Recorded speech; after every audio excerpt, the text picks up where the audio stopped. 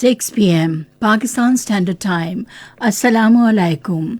This is Radio Pakistan. The news read by Farzana Khan. First, the headlines.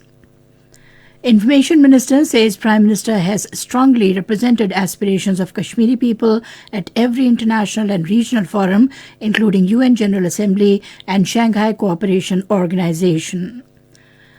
Health Minister has thanked the United States for its continued support during the COVID-19 and recent floods in the country. The 9th Ministers of Justice meeting of SCO member countries will be held in Islamabad on Friday. President has emphasized the need to substantially enhance bilateral trade with Oman by further deepening business and investment ties. China, strongly condemning recent attack on Pakistan embassy in Kabul, has opposed all forms of violence and terrorist acts. In Germany, 25 people have been arrested on suspicion of plotting to topple the government. And now the news in detail. Minister for Information and Broadcasting Maryam Aurangzeb says Prime Minister Shahbaz Sharif has strongly represented the aspirations of Kashmiri people at every international and regional forum, including the UN General Assembly and Shanghai Cooperation Organization. In a statement today, she said entire Pakistan is united and speaks with one voice on Jammu and Kashmir dispute. He said there should be no politics on this sensitive issue. The Information Minister regretted that PTI Chairman Imran Khan is playing with the national interests and doing politics on Kashmir. She said the AJK Prime Minister, on the instigation of Imran Khan, did a sad act at the Mangla Dam refurbishment project ceremony. Maryam Aurangzeb said the AJK Prime Minister deliberately interfered during the speech of Prime Minister Shahbaz Sharif. She said it was not appropriate to use the Kashmir issue in such a manner for personal, party and political interests. The minister said Shahbaz Sharif told the AJK Prime Minister that he is ready to sit and resolve this matter. Minister for Health Abdul Qadir Patel has thanked the United States for its continued support during COVID-19, especially during the recent floods. He stated this while addressing a ceremony held in Islamabad to receive the aid of worth $7.5 million medical oxygen supplies by the U.S. government to Pakistan. The minister also expressed that these efforts reflect the strong bilateral relations between the two countries.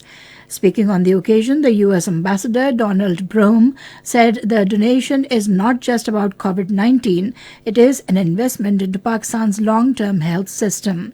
He said the support will also provide training to 163 hospitals throughout Pakistan to increase their capability to treat patients suffering from severe COVID-19 and other lungs issues. Minister for Science and Technology Agha Hassan Baloch has emphasized that Pakistan must have an integrated health system to cope with the future epidemics. Addressing a ceremony in Islamabad today, he said the existing coronavirus is a big example of an epidemic and better education and scientific research are effective means of dealing with these diseases. The minister called for integrated health system to deal with epidemics and must be ready to face any emergency situations. The 9th Ministers of Justice meeting of the member countries of Shanghai Cooperation Organization will be held in Islamabad on Friday. It will be held virtually and will be addressed by the Justice Ministers of China, Russia, Kazakhstan, Kyrgyzstan, Tajikistan, Uzbekistan, India and Pakistan. President Dr. Arif Alvi says Pakistan and Oman need to work closely to substantially enhance the volume of bilateral trade by further deepening the business and investment ties. Talking to outgoing Ambassador of Oman to Pakistan, Al-Sheikh Dr. Muhammad Umar Ahmad Al-Marhoon, in Islamabad today, he called for establishing close linkages and enhancing the interactions among the businessmen and investors of both the brotherly countries. The President said Pakistan and Oman enjoy a brotherly strategic partnership in many areas and are bound together by common history, cultural heritage, values, faith, traditions, and proximity of geography.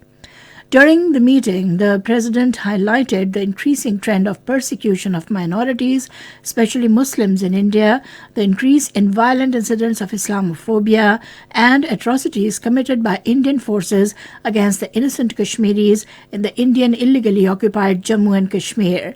He urged the world community to take notice of the persecution of minorities and rising Islamophobia in India and to use its influence for the resolution of the Jammu and Kashmir dispute in accordance with the resolutions of UN Security Council and the aspirations of the Kashmiri people. This is Radio Pakistan giving you the news. China has strongly condemned attack on the Pakistani embassy in Kabul last week and said it firmly opposes all forms of violence and terrorist acts. This was stated by Chinese Foreign Ministry spokesperson Mao Ning during her regular press briefing in Beijing today. The spokesperson said China has been closely following the security situation in Afghanistan and will continue to firmly support Afghanistan in combating all forms of terrorism and violence to safeguard its national security and stability. All-Party Hurriyat Conference has urged influential world governments to take cognizance of fast deteriorating political and human rights situation in Indian illegally occupied Jammu and Kashmir. This was stated by incarcerated senior APHC leader Naeem Ahmad Khan in a message from New Delhi's infamous Tihar jail today. He said human rights violations including extrajudicial killings, enforced disappearances, harassment and humiliation of citizens, arbitrary arrests by the Indian troops have become a routine in the occupied territory.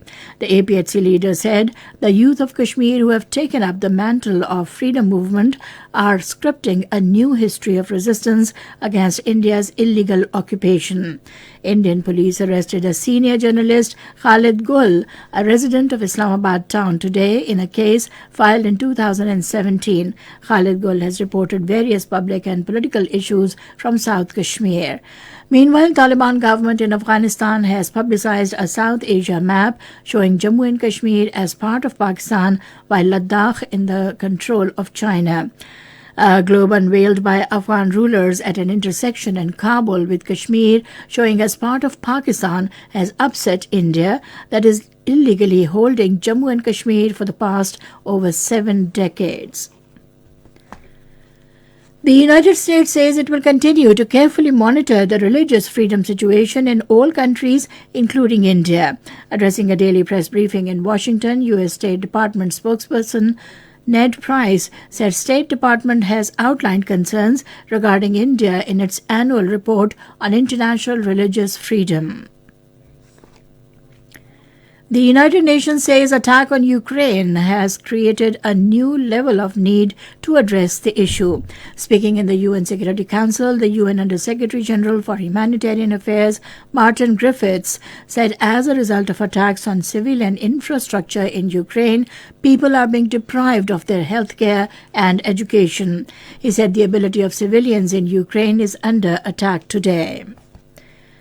In Germany, 25 people have been arrested in raids across the country on suspicion of plotting to topple the government. According to German Justice Minister Marco Buschmann, the network, which is a part of a wider right-wing movement with ex-military figures as members, was planning to storm the state institutions, including the parliament. In Spain, more than 150 people were injured in a collision between 2 trains at a station in Barcelona today. And now, cricket. The second test of 3-match series between Pakistan and England will begin at Multan on Friday. The match will start at 10 a.m. Pakistan Standard Time. And now FIFA. The quarter-final stage of FIFA World Cup in Qatar will begin from Friday. In the first match, Croatia will take on Brazil. The match will start at 8 p.m. Pakistan Standard Time. And now, the weather report. Mainly cold and dry weather is expected in most parts of the country during the next 12 hours. However, rain with the light snowfall over the mountains is expected at a few places in Gilgit-Baltistan. And that is the end of the news. For more news and analyses, log in on to our website, radio.gov.pk, and also watch live video streaming of our bulletins on the link facebook.com/Radio Pakistan News Official.